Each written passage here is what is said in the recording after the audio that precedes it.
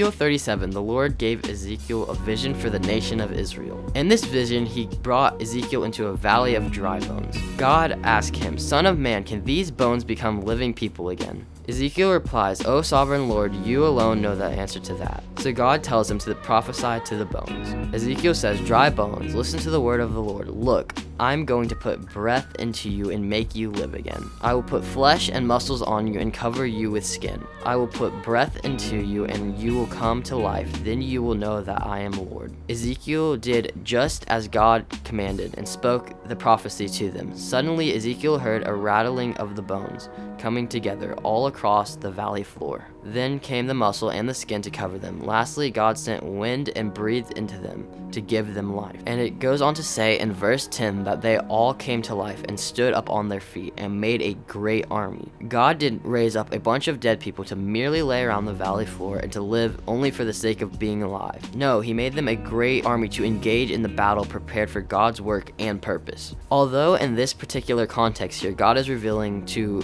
Ezekiel a work he desires to do among the nation of Israel, I believe God is also using this illustration to display his heart for all mankind, his mighty power to make dead things live again. Romans 4:18 tells us he is the God who gives life to the dead and calls into being things that were not. That was us. Jesus died so that we could live. He was resurrected 3 days later in order to give us eternal life. One day, even though we will pass from this life, those of us who put our faith and trust in Jesus will live again. But this life he gives is forever. Jesus said he came to give us life in abundance. That abundant life starts now. If you feel like God can't use your life because you feel you're not smart enough, not cool enough, not good enough, or worthy enough, remember all those men and women in the Bible who felt the same way, and God used them in great ways to change the course of history and to fulfill his great purpose. Ask God to bring to life those things that are dead and to help you to engage in his work for your life.